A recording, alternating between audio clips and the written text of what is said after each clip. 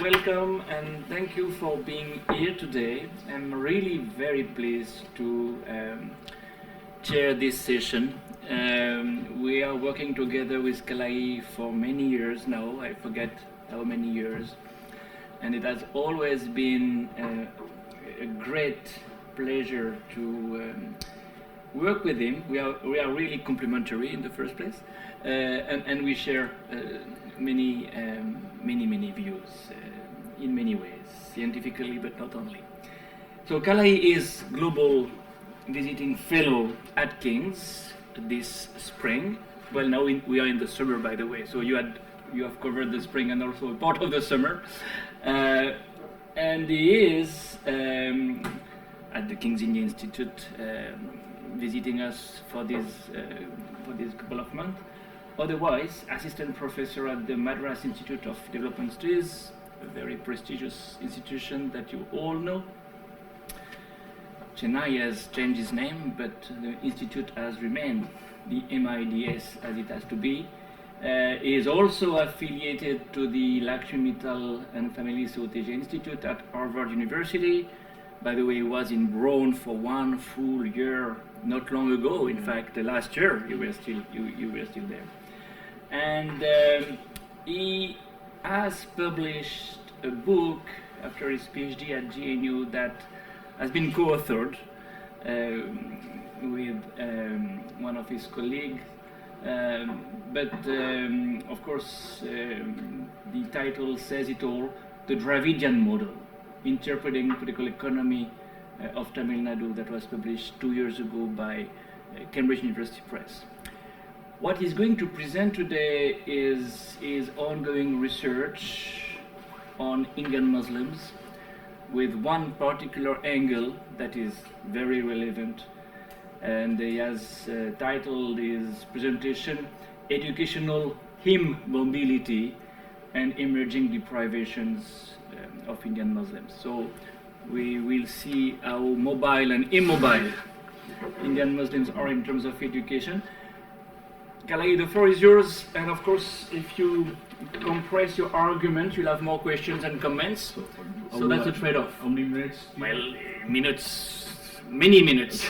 you can speak certainly almost 1 hour, but not more than that. No. If you want Q&A, and you will benefit, and we'll all benefit from the Q&A.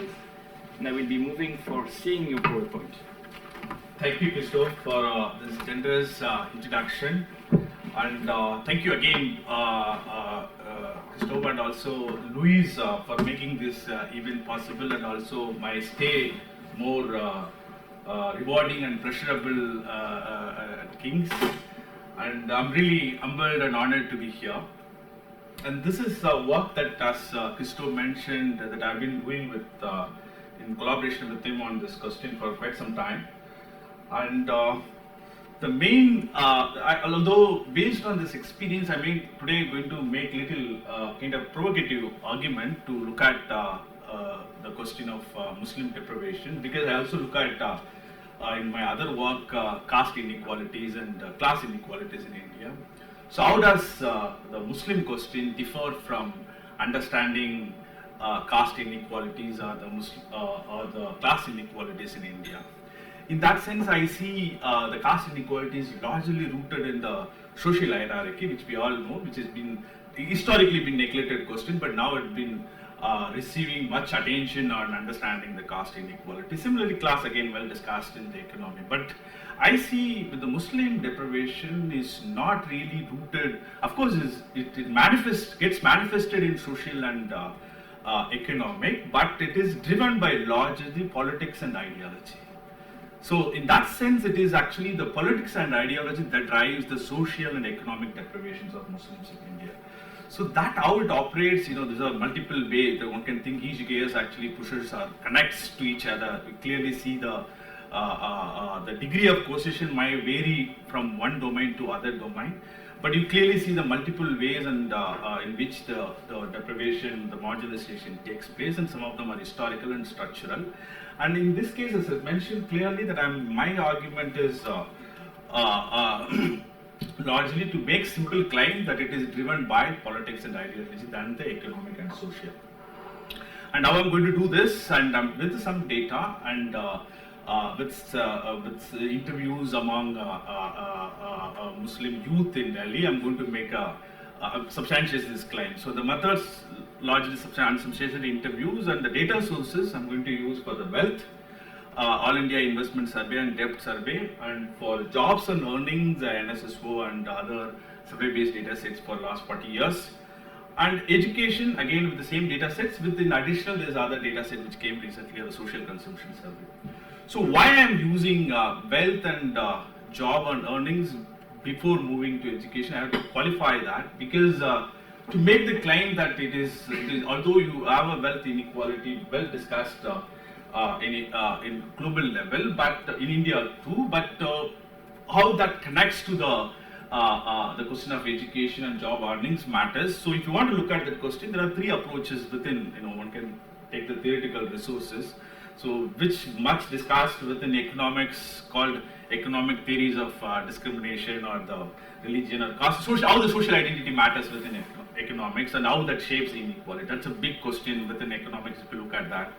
And within that there's a tradition within economics called heterodox, which actually takes into power between the actors to account if there is a difference, there is an inequality among the actors.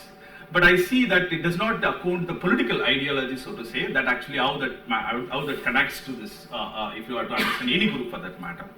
So similarly, you also have a sociology literature, which understanding again social identity, social identity and discrimination and inequality in a broader sense. Again, that rooted in this domain of social, particularly how the elite captures the resources, or how the everyday discrimination takes place at the everyday life, or if embeddedness argument of Kalaiyarasa, which is very old document, how the network actually facilitates or subverts the mobility. So that's a broader literature. But I see from, as I earlier mentioned, that I want to move away from this too, of the economic and social to the politics, which is again is very important, key in driving the Muslim marginalization, or the many of the axes that see the differences between Muslims and the rest of the community in India is largely driven by, in that sense, is the ideas and ideology and the political institution, political base. So in that sense, there's a new literature emerging, including Christopher has written quite a lot on that's called ethnic democracy, which actually, way in which particular way it operates, brings or addresses the politics and the policies that flows from there. That actually makes the difference. So that's a broader contour of the theoretical way one can understand this question. So what has changed in India? How do we understand inequality in broader sense before getting into Muslims question? So the broad question, the biggest axis of, or the single most axis of inequality in India, take any measure, which is wealth. So wealth is again well accounted by Thomas Piketty. Every year comes out with a new, different report, but using the same survey-based data that I'm going to discuss today, which is called All India Debt Investment Survey. But what it does miss in those reports or those literature otherwise, one sees the wealth is defined in a narrow sense of the physical property, physical resources, not including the human capital, education, which is actually is an important key in access to the modern sectors. So if you add wealth plus the human capital, story become much more complicated in India's case, because the modern sector, otherwise the formal institution, requires a degree of skills and education.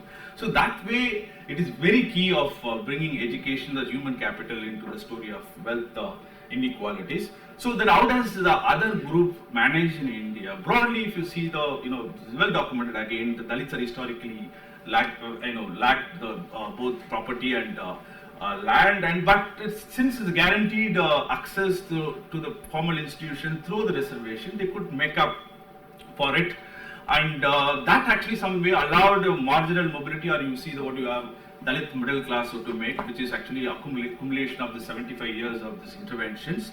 And OBC too had a wealth, but lack began the human capital. Again, the intervention through, particularly from post-90s in the north, managed or compensated that lack. But the Muslim did own historically a degree of wealth, but they seems to have definitely lost in the getting education, and that actually key to getting into the formal job, which includes the private as well as the public. And this is an historical context. If you look at the contemporary story. Contemporary story also, this current, the way the particular current I mean is 2014 or the new way in which the violence or the other forms of political violence takes place, that actually seems to have a severely limited education mobility and access to job and institution. This is a big claim. I'll try to substantiate this claim with data. And I also want to make, because when you look at the physical capital alone, wealth, because one can actually simply show the wealth indicator to look, Muslim wealth has not come down. How can you say that it is connected to the political violence? Because the wealth, physical wealth need not to come down always, even if we have a segregation taking place. It can get concentrated, but still in overall Gini index, it may still show higher wealth. But not, it needs to be cross-checked, but needs to be qualified detail, but still one can have. But education and the formal institution access really matters. So in this presentation, as I said, I'm going to discuss wealth and job and earnings and education, which is central my discussion. So where do Muslims stand in the big thing? Well, so wealth again is a stock variable, does not change at very frequently. It takes, within Indian context, it is largely inherited story, inherited wealth story. This particularly because what makes up the wealth in India is largely the land and buildings. If you really disaggregate that, so that is just simple figures. It is for last 25 years from 2002 onwards. I mean, at least here 20 years data. You see clearly the widened in clear terms. Unambiguously, it's widened between the Muslims and the Hindus. And if you look at the share, it is much lower than their population. On the right hand side, it is the share of their wealth in the total wealth of the country. So you think of this. This includes all private wealth in India. So in that sense, it is much lower than the population. And if you break this, you can see much more detailed way out the wealth difference between the Hindus and Muslim operates. I just made this into the 10 group. You take the decile, which you normally do, the economists do, and see the every level you see the difference. In fact, it widens at the wealth at the upper end. And the gap on the right hand side graph is the gap, which at the lower end it looks like higher, but because the level is much smaller there, therefore even the small gap actually gets magnified. But what is important is see the trend over across classes. This is the 10 classes here. See, in everywhere you see almost 50% of the wealth on average, the Hindus actually more than Muslims. On average, at every classes. So if you go further at the say percentile, so how it is done is you take the entire population, make it 100, and see take the Muslim and the entire population, make them 100, and see them similarly you do with the Hindu, take the entire population, make it 100, and see the differences at each percentile. How do this? So why this matters is that class matters. Definitely you see the wealth is concentrated on the right hand side, which is at the upper end. But why this is important, this exercise, every percentile level the Muslims actually do relatively worse than the Hindus at every percentile level, because on the right hand side is the gap. You clearly see the gap actually. So at every percentile level, that means class matters when you want to understand inequality. But the class of Muslims as being poor Muslims as being poor is not the same, and the level also not the same. That's we have to, because if you look at another graph here, it clearly shows the inequality is higher among all groups. And if you look at the total wealth, it's definitely concentrated on the quintile 5 at the top. But what is important is the levels of wealth of each of this group, and which are not similar. In the sense, the elite Muslims and the elite Hindus are not the same. That's what the question that we need to take into. So the real caste matters. So now we understood the class. It differs clearly. Does caste matter in terms of acquiring wealth? So this is actually, I'm going to make another provocative claim. I'm going to substantiate with this data, because this is actually acquired importance in the political domain in India of the caste difference among the Muslims. There's a sharp discussion taking place. But I am of the view, with the data, particularly on the economic and the social, particularly of the hard material, you take the education or wealth or the income, I am clearly convinced that in fact there is less matters among the Muslims than compared to Hindus. If you look at the right hand side of the third table, which is does caste matter in Islam. You see the per capita wealth and see the caste gap. On average, the Hindu OBCs actually make 100% less. The upper caste, Hindu upper caste makes 100% more than the twice that of the OBCs and thrice that of the Dalits. And just compare that with the caste between, say, in Muslim upper caste and the Muslim OBCs. So you may ask what happened to Muslim Dalits, because if you look at the population share of the Muslims, you don't see Muslim reporting as a Dalit. You see the total population in India, this is the latest data 2021 from survey-based data sets, it estimates roughly of 60% of the Muslims in India, broadly, it's OBCs, and only 2%, but most of the Dalit Muslims report as OBCs because that's where you get a reservation. So it is actually possible that many Dalit Muslims report themselves as a OBC, therefore this population of OBC shows much higher, 60%, but this number actually varies if you bring the geography into the context. In southern part of the India, you will see the 60-40 would actually change into 80 or 90-10 in the sense the 90 OBCs. And so that given that population, beside that, just look at the main picture. Does caste matter in Islam? I am convinced here with the wealth data, it's marginal difference. It in fact much sharper among the Hindus. It is no way comparable, so to say, of course there are certain section inherited wealth, inherited land, thing in the certain part of the India. But if you look at today world, it's not as significant as it's significant in the case of Hindus. So this is one takeaway from this. And the second is, let's get on to the labor market. This is the second axis of inequality. How does Muslim fare in the labor market? What is the word of Muslim? I mean, if you think of the labor market, where the Muslims are, broadly, where are the Muslims? And just take the results begin with the right hand side. And broadly, you see in India, I mean, it's most of the growth, but Muslims is very clear on that in the nature of jobs. It is largely concentrated self-employed, which is you call as a petty traders or petty traders, artisans, and that kind of self-employed categories. And small, which is actually sizable, very small, but lesser than compared to other groups. 20% work as a salary, and another 22% as a laborers. Just contrast this with the other groups, particularly for the salaried, which is why I say is the formal institutions matter. Because my first question, I say the formal institution matters, and the formal jobs matter in understanding inequality in India. So in that sense, the Muslims actually does relatively poorer than even compared to the OBCs and Dalits. Look at the last part of the share in the table on the regular salary. Their share in the total regular jobs, it includes private and public together. It is 9.6. If you take only public sector, which I can show the other estimation, it's much lower of their representation in the formal jobs within the government. If you look at salaried or clerk and others, forget about the top grade 1 offices within the IAS, IPS, that's well documented, again much smaller percentage, like less than 3 or less than 4 roughly around that percentage for the civil servants. But even if you put together like a private public together, the percentage is much smaller. So why this exists? I would argue one of the reasons is education is the key of even entering into, forget about the public, even in the private jobs. So how this education linked with this job and linked with the labor market, I just make another slide will actually make that much more clear.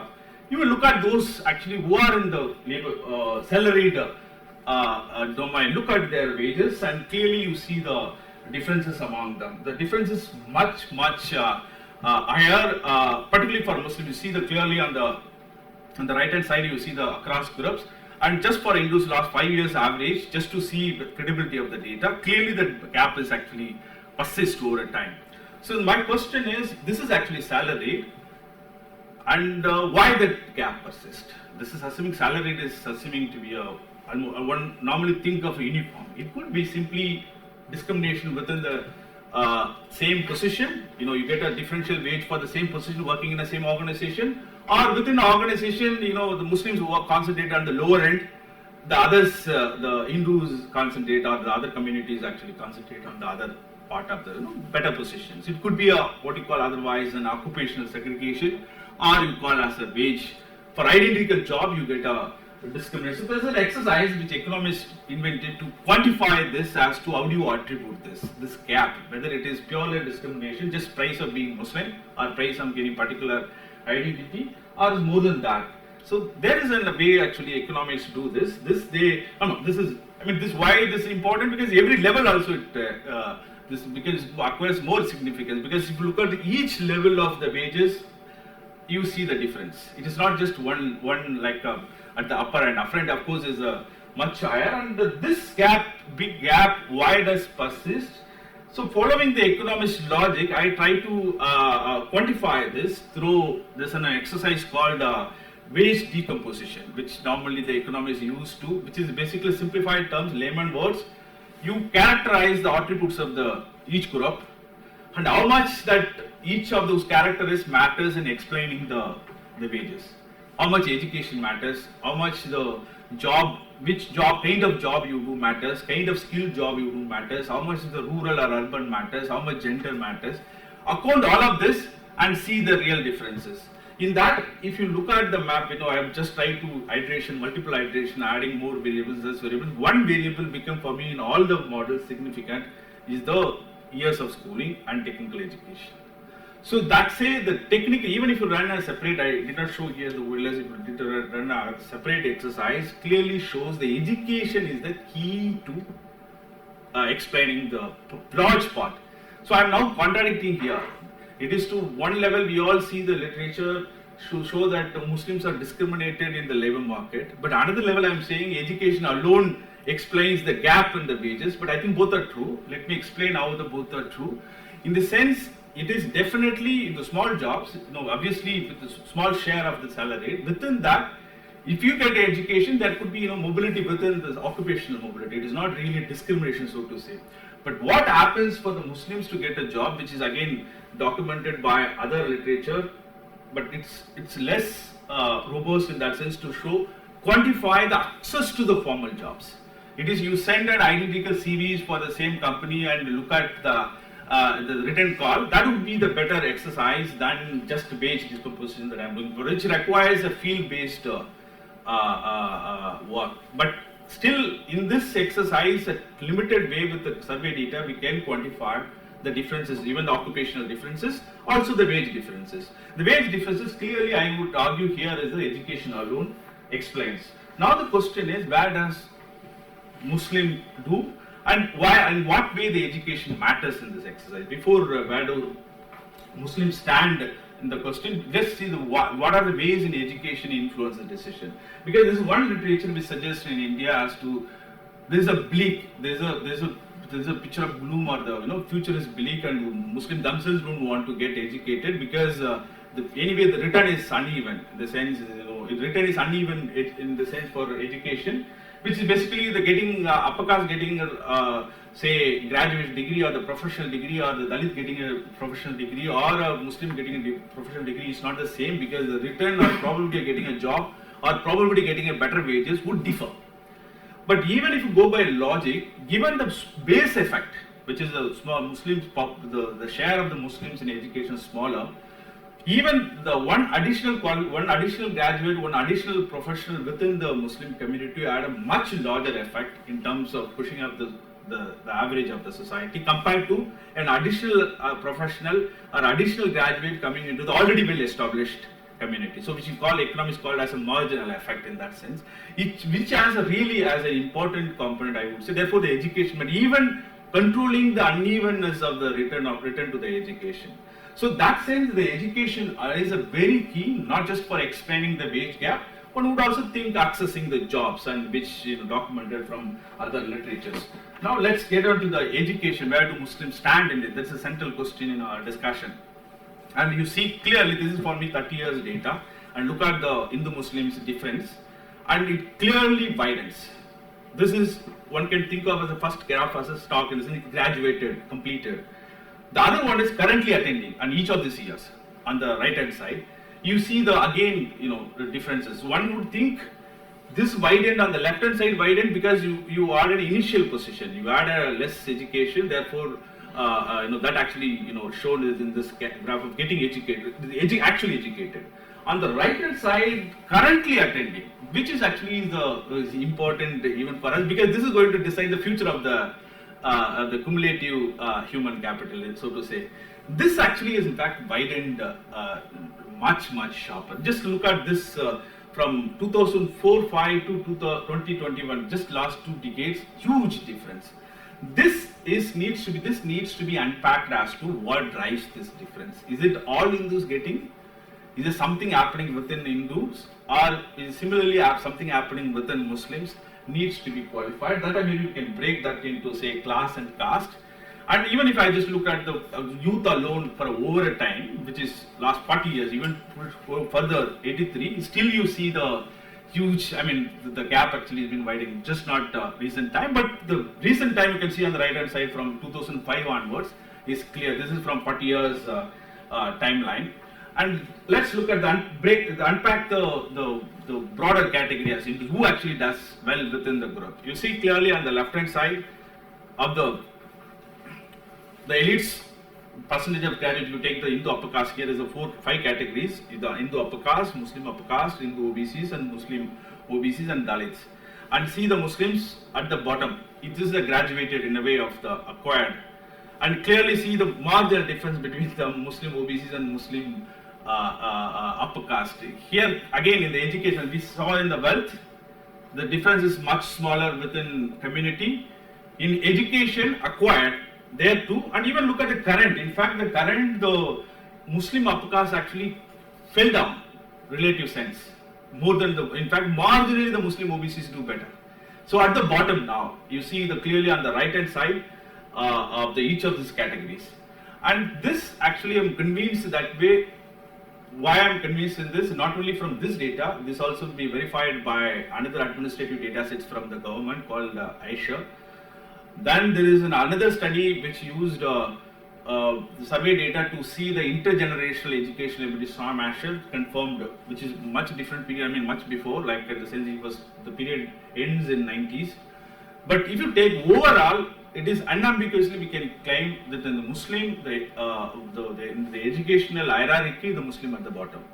In not only in terms of completed, in the sense cumulative capital, so to say, and also currently attending in the flow variable. If you think both the stock and flow, in both sense, the Muslim at the bottom. It's very clear, and the caste matters within Islam. So it actually, in fact, it's collectively deprived, I would argue today. The Muslims, in that sense, the education is a collective deprivation, even if you take into the caste into the question. Because the gap actually came down, it's not because of someone has moved up, because it's a collective deprivation that actually pulled down the average as compared to others. That's the claim one can make from this. And take the gender, because it's well documented again, the Muslims women participation has gone up recent times. But if you compare that with the Hindu woman, or compare with the Hindu male versus the Muslim male, and that difference continues. Even if you take the gender, obviously there is a marginal growth of the Muslim woman entry into the higher education spaces in the recent times. So this actually makes very clear for us the question of education, that the higher education spaces in terms of the stock cumulative way and also of the current flow, the current attendance, very clear that the Muslim at the bottom, and the caste difference is very negligible. In fact, there is a collective pull. Even in some states there is a negative growth for the Hindu upper caste that I'll show you in because I'm going to make this case as not as a monolithic pan-Indian story. I want to differentiate this. How does this work out if you break the state, the trend through the region, the lens of regions? So that clearly shows that will show that clearly the caste effect at the regional level among the Muslims. So now, why does this take place? The question is, this is the outcome. We all know, it's data says. What is the story? What is going on here? How do we explain? One explanation would one normally think statistically is that the initial pool itself is smaller, in the sense there's a dropout taking place at the school level itself. Therefore, you don't have a sizable pool which goes to the higher education. Is there any variation? The one who actually moved from, say, school level education, is there any difference taking place? See here, this is actually the control of each group of cohorts, and see the concentration of students. This is a clearly tapering off for Muslims at the age of 14 to 17. In the sense, Muslims actually drop out at the school level much higher than at the much higher rate than any other groups. You just clearly see on the table the age group 14 to 17, and the yellow is the Muslims, and they see the gap. The rest of course, every group would taper down after particularly because of school education. After this, only the small percentage would go to the higher education. And on average in India, higher education GER, which is called gross enrollment ratio, is roughly around 27-28%. So obviously, even if the 80% students reach 12th standard, only small amount would go to higher education. But my question here is, even the Muslims actually lower because of the dropout. But still, this story alone can't explain the dropout in the lesser share in the higher education. But this is also important. This actually the taking place not just at the higher education, at across level, and particularly at the school in a particular age that strength. So why this happens? Is that the Muslims actually spend less money on education? Is that they are unwilling to spend? So look at the expenditure pattern. Of course, this is actually quite similar for the Hindu and Muslims, and the only difference you see, this is for one on the higher education, one for the schools. And the only difference is at the higher end, which is largely privatized education, which if you control the type of school, you will definitely get to know it's the private schools largely, where the expenditure goes. The elites of the Hindus and the elites of the Muslims do differently in terms of investment in the education. Those in the schools, those in the government institutions, so in higher education too. See here in the last decile where the size of the expenditure, largely that's a part they call the elite of the money, the rich money goes into schools. And see the Hindu-Muslim difference, huge difference on the right hand side. See that the decile of the gap between on the 10th decile, and that is actually level of expenditure of the rich of the Muslims, the rich among the Hindus. The rich among the Hindus actually invest much higher, almost double or thrice of that. So this actually makes the class matters within, but the class doesn't operate same way between Hindu and Muslim. That's again it comes out in every data sets.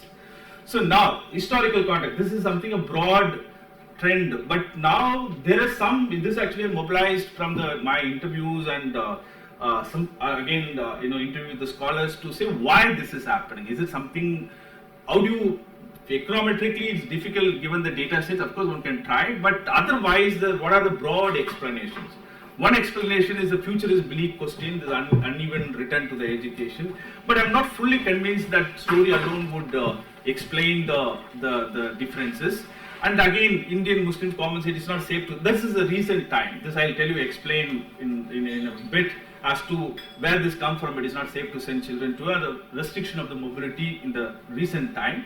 And there's an historical, again, which is the community itself is responsible as neglected education. Unlike Christians and other communities build community schools, for instance, community colleges, particularly the missionaries, whereas Muslims did not invest enough. This again needs to be verified. This is one reading if you ask scholars, and they would give this explanation predominantly. And the English resistance, this is applicable perhaps in the north, needs to be qualified. This historical reason, I don't have again evidence whether historically the Muslims were backward because the professionals left in the partition time, and therefore, and I would go because if this is so, then if I control the geographical variation, you clearly see the southern path actually goes in a different angle. That I'll show you in a bit. Now, that's where the story is. Politics, this is where our crux lies in the politics and policies. As I mentioned earlier, this question of the education deprivation or the exclusion from the formal jobs cannot be simply understood through the lens of as a social or through the lens of economic. It is more of to do with the politics and policies. Look at the policies trend over a time. We may look like what we are reading today of the sense of discrimination and marginalization is something today we are hearing. I think this was actually the exact statement. Look at this in 1983, 40 years before. Almost you look like as if today someone is talking these words. The sense of discrimination prevailing. It is actually today as if one would talk. This actually looks like as if the old French were everything, as you more think of changing, but nothing changes in that. It looks like the same over a time. So, such a committee again similarly shows, and the Ranganath Mishra made even little more bolder claim that it has to be, they should be brought under education, and particularly on the reservation list. and they also separate quota, but none of this actually operationalized, many of these recommendations. I would say even, because one of this, the last one who made the diversity index, I interviewed the committee chairman as to what happened. It says not even one policy recommendation was operationalized. In that sense, it looks like 40-year story seems to be similar, but this alone, I'm not fully, again, is there anything more than this? It's how much we can say this is the policy problem. Maybe the second question, perhaps the explanation would lie in the quota. How much quota actually influences this outcome? So this is, because you may think, how does Muslims in the quota are included? As I mentioned in the previous slide, there are 60% of the Muslims are the OBCs, and they are, by if the numbers is right, are entitled to our reservations. So this reservation thing is very complex in India. It operates at the regional level differently, national level differently, and this, most of the states in the southern part of India has been able to operationalize this quota for Muslims. At least bring, there are two ways it operated in the southern part, which is you bring them into the OBC list, or within the OBC you also create another category for the Muslims separate. The both ways. For instance, I will discuss in a bit on the Kerala story, how the Kerala managed this, or Tamil Nadu managed this to ensuring the proportional Muslim population in higher education. So this quota has been not evenly done or evenly implemented across India. It varies in each region in terms of size, based on the population, based on the politics. But this has now almost on hold, this quota, in the sense for the Muslims, particularly in certain states, since last, at least one can say in 2014, particularly for a few states. One, we know from Karnataka, we know from Maharashtra, this quota has been on hold, particularly on Muslims. So now come to the other aspect of the state policies. Where do Muslims stand? Do Muslims get, Muslim students get the scholarship? This is from the official data, again from survey based. The percentage of students getting a scholarship across different communities. You see the Muslims who already, if you look at the marginality, the criteria of selection, they're supposed to be getting the scholarship, but you see that the actual receiver of scholarship among both, this includes all education, including school and also for higher education. And see clearly the Muslims actually at the bottom, they hardly get, 14% compared to other groups. It clearly the Muslim at the bottom getting, and the reason even that the 14% here shows is largely coming from a certain scholarship from All India, which is called Maulana Asad Fellowship, which is very popular. It was implemented in 10 years before, I guess, and that actually now has been stopped. And this number is 2017-18 number. This may go down if this, because this policy was done now recently of scrapping even the existing scholarship. This number go down unless if there's something changes, some changes takes place at least regional level. So this is now, is it what else? This is actually what I'm providing you: macro level data of the wealth, macro level data of the job market, macro level data of the wage gap, and the broad trend of education. So how does it operate on the ground? Is there any way this macro statistics correspond to the ground level concrete processes in which this takes place? Because one thing one aspect that I've been thinking through, and also Christoph mentioned in a couple of his articles, that the fear or there's something else happening on the ground which actually restrict the mobility of Muslim students, Muslim youth. So this area, actually I reached out to some of the individuals, or the one who give coachings, and also the even part I know because this area well, which is Jamia Nagar in Delhi, where that is when there is a personal story attached to it. When I'm from South India, Madras. When I entered to Delhi, there's a restriction, language barrier. The first place I stayed for longer is Jamia Nagar. So the area was kind enough for me to accepting me as, because I hardly spoke Hindi, but still I managed to. So then I reached out to the old guys to know what's happening, because that area used to be the base for most of the students from UP and Bihar, particularly from Muslims. Why this matters? Because all of them don't get admission in Jamia Millia or in JNU. They come here, stay for a couple of years and prepare for a coaching, and they'll get to one of these colleges, either Delhi University or PMT or anything. That actually works as a kind of provides an ecosystem or a kind of comfort for a Muslim from UP and Bihar in particular. So I reached out to the old guys to know what is happening today. Is there any fundamental change in that region? They said, look, still it's crowded, because I don't know whether how many of you have been to this place. It's very crowded area, and here still it's crowded. The crowd is different today. It is not much on for educational thing.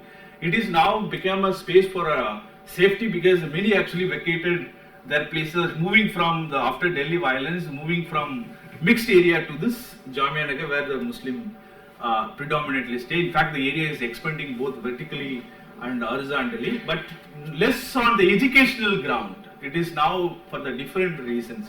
So this is again needs to be verified. My sample is very limited to make this claim, but this is what I get the picture with the story of Jamia Nagar. And now this is a case, because so far I have been giving a story of kind of gloomy, things are went really, situation has worsened in all the indicators so far I have discussed: wealth, jobs, earnings, education. Now, is it a story? Does it really apply to all part of India? So there I want to see, no, it's not a story, it's always, there's also a story of empowerment. There's a different story that's called Kerala story, is a different Kerala story here, which Tamil Nadu also would fall in that. Is this a qualitatively different, one can say, if you look at the same data, same statistics, if you break that at the regional level, there is a change there, there is a different picture you get. That picture is a picture of, you call as a relative mobility of Muslims, and relative mobility of them in not just in education, wealth, entrepreneurship, all the indicators I discussed. I'll show you the data in a bit. And why that happens is also qualitatively, there's a clear difference in terms of policy and politics and the way in which the socio-cultural engagement happens between broad. There's a risk of generalization here when I make this claim. It's a very bold claim to make. The politics in the south, it is more on socio-economic, less on religion, more on, in fact, has a better ability to bargain with regional parties. I just spoke to a person in the IUML in Kerala to see why, because the Kerala indicator, I'll show you that in a bit, as to, it's much higher as to, in terms of the levels of education. It's much, in fact, the gap is very small in that sense. So then asked, is it the Kerala minister, in fact, for a longer time, the minister has been Muslim for education minister, and there's a large, vibrant community colleges. So that kind of education support, affirmative action, state the Kerala, it have 12%, in Tamil Nadu it is 3% because the population size is 5%. So you have a separate quota, it does goes longer time, and state welfare. And similarly, you can also see what the political scientists call inter-community engagement. That actually reduces the scope for violence. That's one set of literature that all applies. There's also being Muslim also different way. It's a Muslim is not in a homogeneous category in India. Being Muslim in Kerala is different than being Muslim in Tamil Nadu or being Muslim in UP. So that makes a huge difference with respect to their well-being. Let's look at the broader trend. As I mentioned, the Kerala and UP. Look at this the call for the first one on the left-hand side, percentage of graduates above over a time. And clearly see the difference. This is the Muslim. There's a difference definitely of the all Hindu. It's a 14 and 8. Just come down on the bottom, which is a UP, and see at the 3.4 and 9.5, which is huge. The difference for the UP.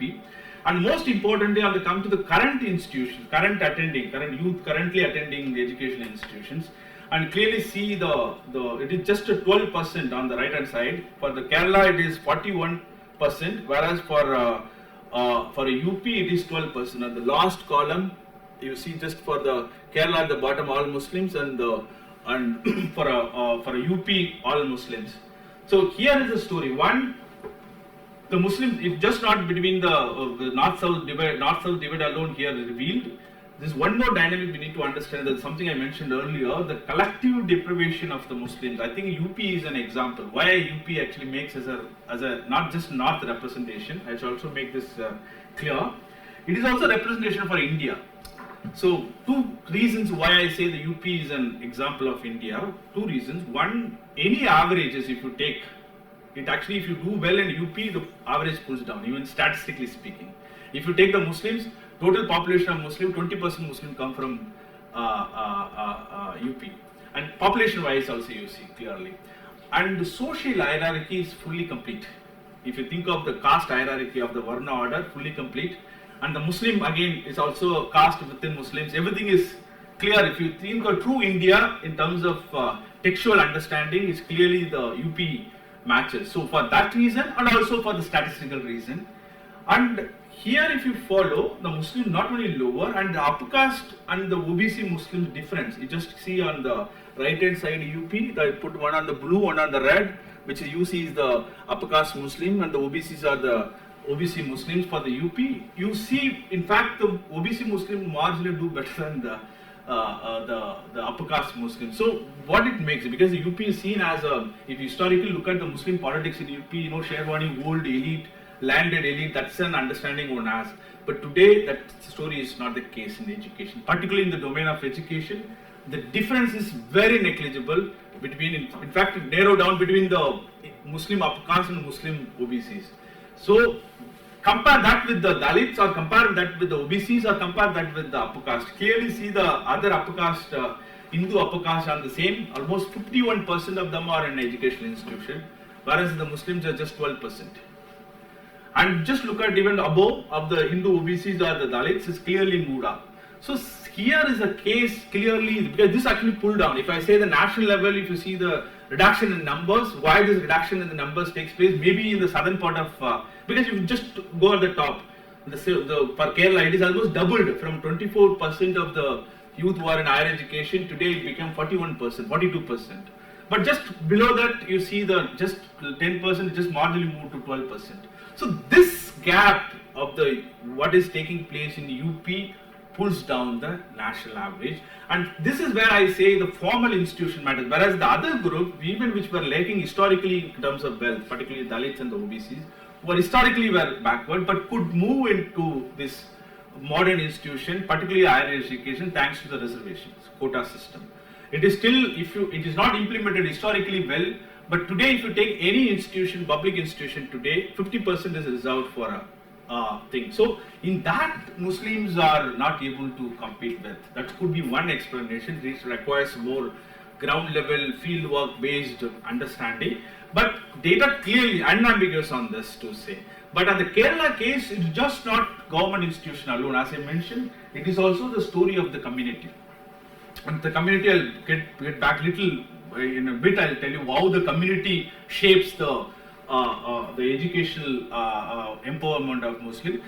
So even in the broader sense, the wealth, earning, jobs in all indicators you see follows the north-south divide. You can also see a similar pattern in Tamil Nadu too. See the wealth gap in the Kerala and UP, it is it's a 30%, here it is 70%. It is an average. If you take the Muslim alone, compare with the other groups, Muslim will still do better. And take the earnings, in fact, Muslim do better than Hindus in an average in this case. If you look at the corresponding variable of the UP, it is gap is almost 52, almost 53%. And salaried, you can again see the differences. So in every account, not education, wealth, and all this varies. So the story of the South in that sense, if the Kerala take as a representative, is a story of definitely the mobility and empowerment. And why this North-South divide persists. So this is a story one can go. I think it's a domain of political scientists, but I still venture into explaining some of the aspects.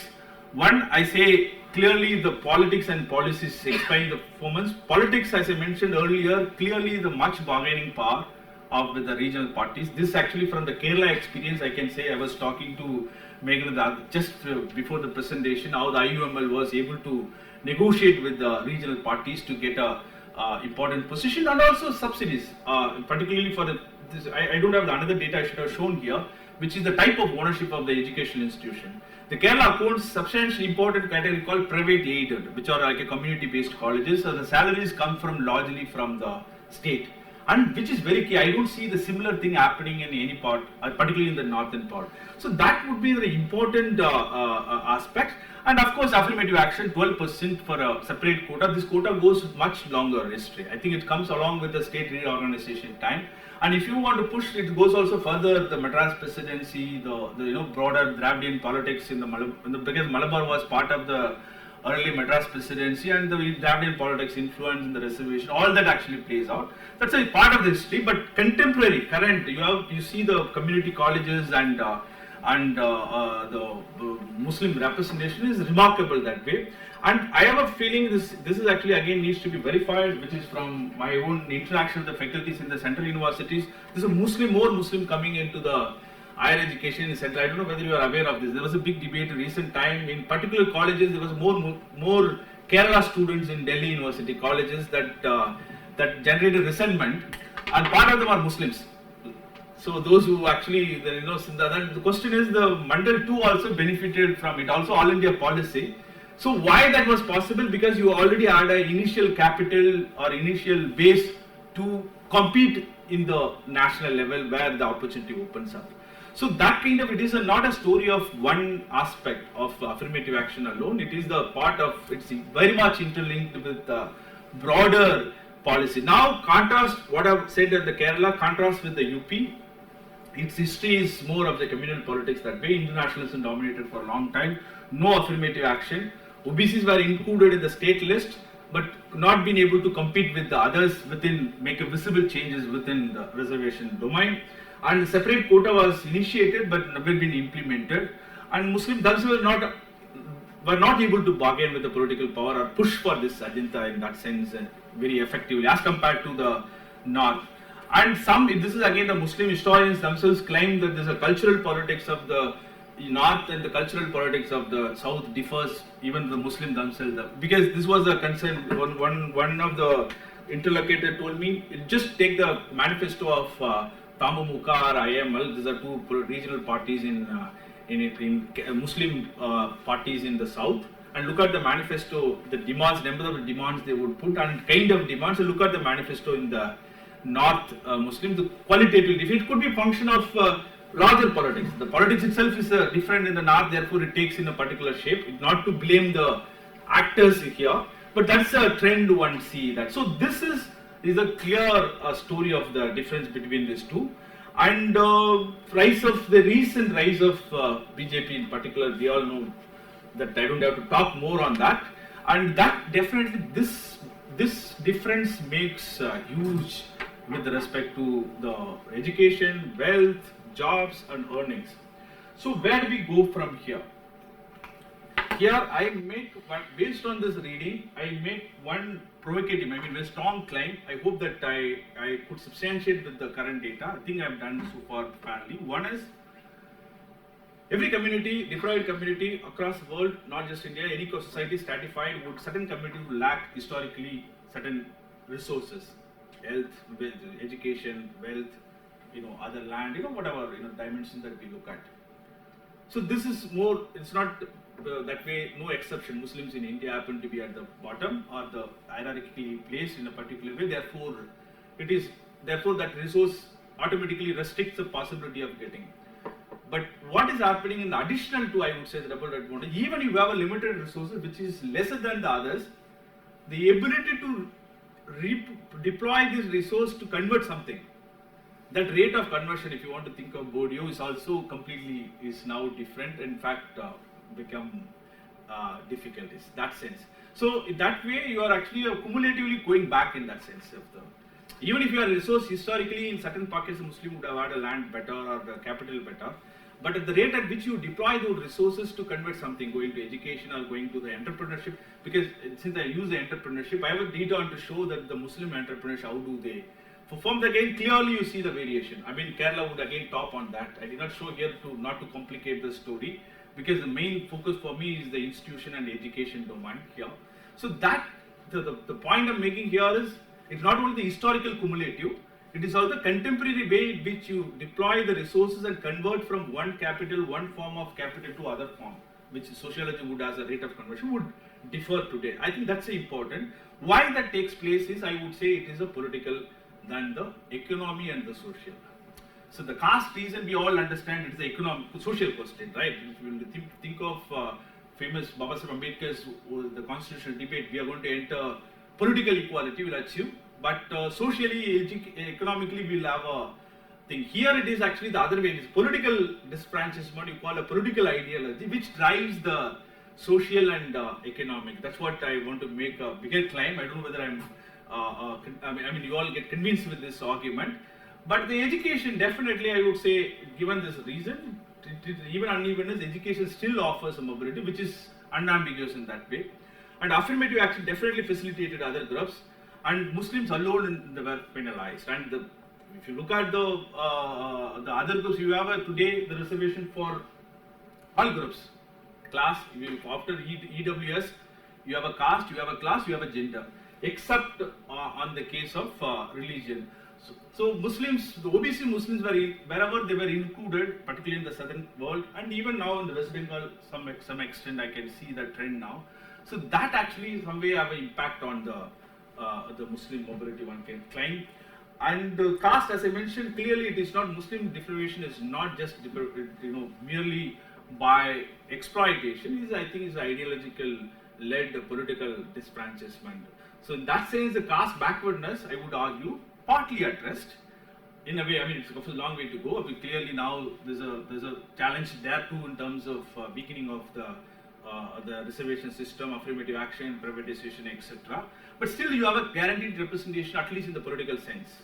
But the Muslims don't have that. That actually is really, because one of the reasons after Constitutional Assembly, when the partition took place, one of the things is that getting away of the minority quota in terms of the political representation. So that actually is a play significant role in terms of policies, and particularly even if you take economic policies towards Muslim welfare, particularly subsidies, etc. So in that sense, the Muslim marginalization today is not just did not begin in 2014. It is structural, historical, and presents the current political regime at the center. And what has happened, one may argue, taking words from following words from Christoph, that it's accelerated. One can think of this historical since 2014. So that is definitely political more than the economic and social. Thank you. Thank you.